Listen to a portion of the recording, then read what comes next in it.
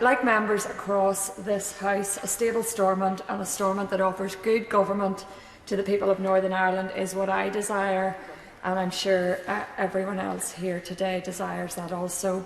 When the institutions were torn down by Sinn Féin in early 2017, I was a member of the Northern Ireland Assembly.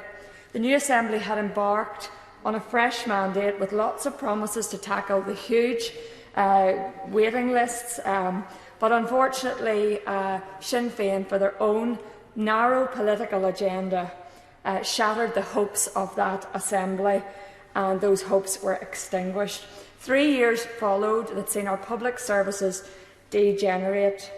The legacy of Martin McGuinness's resignation is seen to this day, with longer waiting lists, a health service that is stretched beyond its limits, a social housing crisis, a roads infrastructure that is crumbling, missed investment opportunities for job creation, and other public services held back.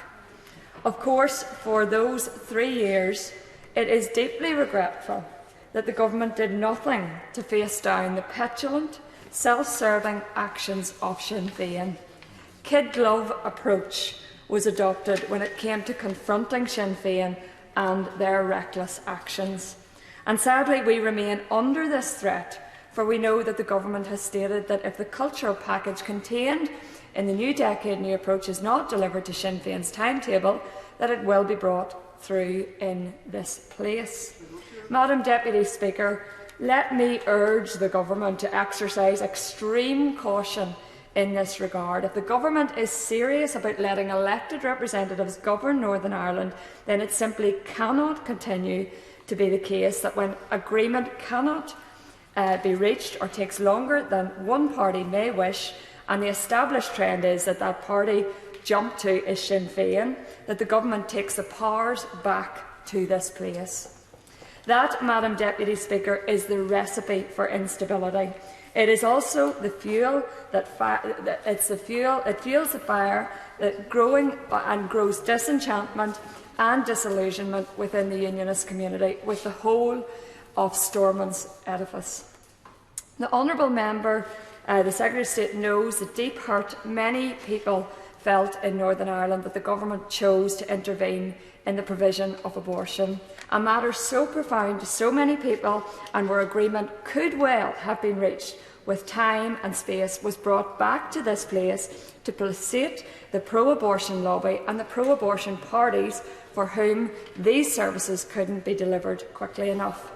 Madam Deputy Speaker, this pick-and-choose devolution settlement only leads to discontentment and disillusionment. It makes people ask, what is the point of devolution when the government intervenes when the agenda of some must be satisfied?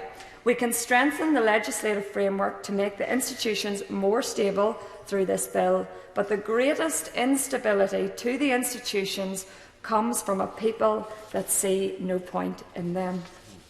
Madam Deputy Speaker, in this context, the necessity for the government to act to resolve the widespread community concern around the Northern Ireland Protocol. Time is moving on in this regard, and the patience of this party and the people is not without limit.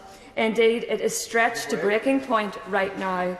Promises of progress, I will in a moment, promises of progress, of conclusion in weeks is just talk. Let us see the action needed to ensure political stability is restored to Northern Ireland, and the damaging impact of this disastrous protocol for all the people of Northern Ireland is consigned to the past. Thank you very much for giving way, and I totally agree with what you said about the fact that Sinn Féin should never have pulled the Assembly down, and the implications that that had for our health service and our public sector in general.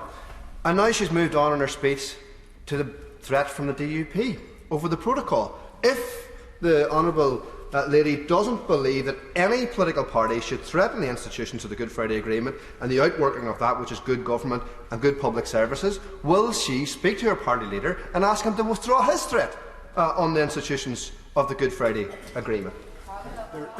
I thank the honourable member for his intervention, and he will know that the protocol is damaging everyone within Northern Ireland, both economically and constitutionally.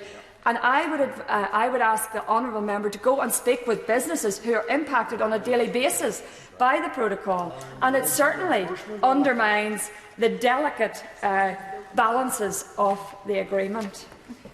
Madam Deputy Speaker, I have listened to the remarks by the member for North Down and Foyle, and I'm sure I'm not alone in finding it somewhat ironic that those parties who hold the Belfast Agreement as some form of religious type text have sought so hard to change them, some of the very underpinning elements of that agreement. We see this in the attempts to change the appointment of the First and Deputy First Ministers and community designation, and in the quest to reform the petition of concern mechanisms, all created and championed by those who now wish to do away with the old and bring in the new for their own political advantage. We in Northern Ireland are well used to the hypocrisy and double standards of the Alliance Party and the SDLP, and it is for all to see in their amendments in this House today. I will give way. I'm very grateful to the Honourable Lady, and she makes a very valid point about the views of business being heard during this further stage of negotiation and consultation with regards to the protocol. She's right on that. What I'm failing to understand is why tearing down Stormont and removing the voices of elected local representatives to make their case would help those businesses. Well, the honourable member will know that we haven't done that.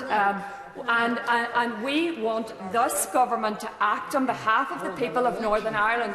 Lord Frost and his colleagues have heard so clearly about the need to act, the damage that this is doing economically and constitutionally, and the honourable member would do well to listen to the people from Northern Ireland and not just take it for granted that he is aware of their views. Madam Deputy Speaker, in conclusion, I reiterate that if this government continue to placate Sinn Féin's ransom demands by legislating in this place to satisfy them, then devolution will fail. Furthermore, if the provisions of the Belfast Agreement around cross-community consent and our constitutional position continue to be set aside in the context of the future relationships between the UK and EU pertaining to Northern Ireland, devolution will fail. Regardless of this bill, the next few weeks will test the government on their commitment to stable devolution in Northern Ireland.